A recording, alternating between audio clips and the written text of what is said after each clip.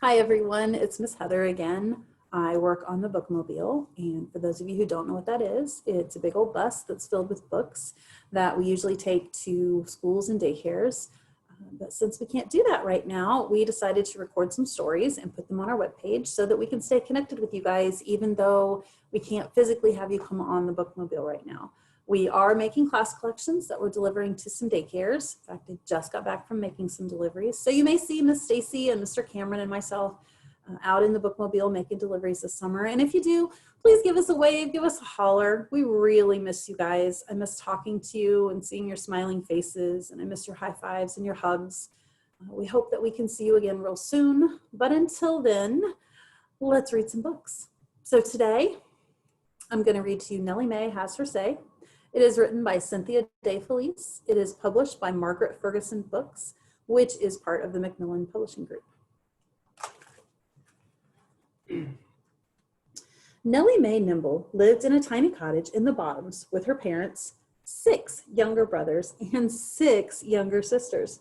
There was never enough food to feed so many hungry mouths. "Oh, I'm old enough to earn my board and keep," Nellie Mae told her parents.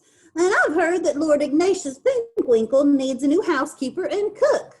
So the next morning, Nellie Mae packed a bag with her few belongings, climbed the steep hill to the home of Lord Ignatius Pinkwinkle, and knocked on his door. "Well, I thought you might wish to hire me," said Nellie Mae. "I'm a grand cook and neat as a pin." "If you work for me," said Lord Pinkwinkle, "there are a few things you're going to have to learn." "Oh, I'm good at learning things, sir," Nellie Mae assured him. "Come inside, then. I have special names for things, and I expect you to use them whenever you speak to me."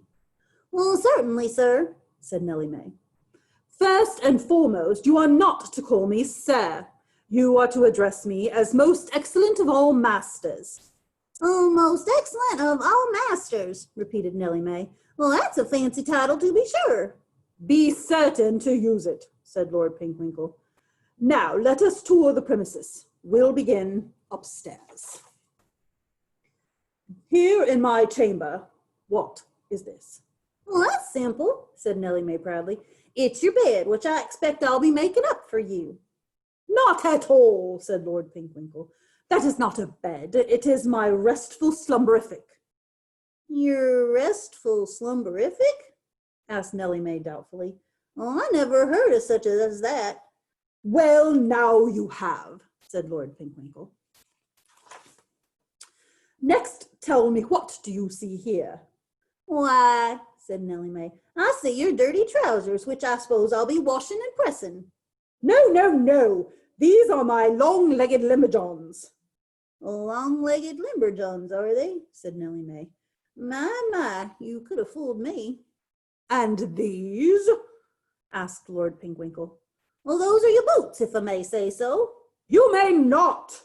And these are not boots. They are my stompin' whackers." "Stompin' whackers, indeed," murmured Nellie Mae. "Now to the parlor," said Lord Pinkwinkle.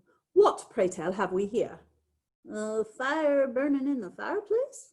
Nellie Mae asked hopefully. "Of course not. It is a flaming poppin' sizzle." "A flamin' poppin' sizzle. Whatever was I thinking?" said Nellie Mae. "And what is this creature that has been following us around?" "Well, that's nothing but a mangy old hound dog." "Certainly not. He is my fur-faced Fluffenbarker." Nellie Mae sighed. "Your fur-faced Fluffenbarker. Why didn't I guess that?" "Oh, and this thing on the end of the fur-faced Fluffenbarker that goes back and forth and back and forth?" "Oh, for mercy's sake, it's his tail." "Not at all. It's his wiggle-wagger." His wiggle-wagger. If you say so." "I do," said Lord Pinkwinkle. "And in the kitchen, do you know what this is?" "Well, most folks would call it a bucket, or maybe a pail," ventured Nellie Mae. "But there's no telling what you'll be calling it." "I call it a wet scooperooty, and so must you." "If I must," said Nellie Mae. "And inside, what is this?" "Criminy, look what you've done! You've poured water all over the floor." It's not water, but river trickle, silly girl. Well, it needs mopping up no matter what you call it, grumbled Nellie Mae. You can do that in a moment. Now, let's go outside, shall we? Tell me, what is the name for this entire magnificent edifice? Well, I would call it your house, but I'll lay odds that's not the right answer, muttered Nellie Mae. Indeed it is not. This is my roof-topped castlorium. Roof-topped castlorium, whatever you say. I say it's high time for you to get to work. But let's not forget my special name for you. Oh, for me? Well, I thought I was just going to be the housekeeper and cook. No, no, no, that will never do. From here on, you will be my fuzzy dustin' fooder. To that, all Nellie Mae could say was, huh. That afternoon, as she mopped the floors and cleaned the stairs and cooked supper, Nellie Mae wondered what she had gotten herself into. But she was a good, smart girl, and she needed a job. So she practiced Lord Pinkwinkle's special names over and over until she knew them by heart. And it's a good thing she did, because that very night she was awakened from a sound sleep. She sniffed the air, then leaped from her bed and ran to the parlor, where something was terribly wrong. She dashed up the stairs to Lord Pinkwinkle's chamber, banged on his door, and shouted, "A most excellent of all masters, get out of your restful slumberific and put on your long-legged limberjohns and your stopping whackers. A spark of flame and pop and sizzle got on the fur-faced fluffinburger's wigger-wagger, and if you don't get a wet scooperooty full of river trickle quickly, you'll lose your rooftop castlorium and everything in it.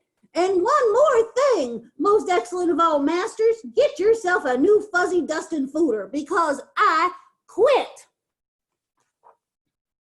Nellie Mae went out the door, down the hill, and back to the Bottoms, where she curled up in bed with her 6 little sisters. The next morning, to her great surprise, who should come knocking at the door but Lord Ignatius Pinkwinkle himself. "Good day to you, Miss Nellie Mae," he said. "You saved my house and my dog, and I thank you from the bottom of my heart. What's more, I like you. You're clever and quick. Might you be willing to return as my housekeeper and cook?" "Well, I might," said Nellie Mae. "But if I do, must I use your special names?" "Just one," said Lord Pinkwinkle. "Oh, and what is that?" asked Nellie Mae. "Well, my dear old nursie used to call me Pinky," Lord Pinkwinkle said. Nellie Mae smiled. "Oh, it'd be my pleasure to work for you, Pinky." The end. I hope you enjoyed Nellie Mae Has Her Say. Remember to keep working on your summer reading. And if you haven't signed up, it's not too late. Go to our website and sign up with the Beanstalk and you can do it. All right, until we see you again, have a safe and happy summer. Bye, guys.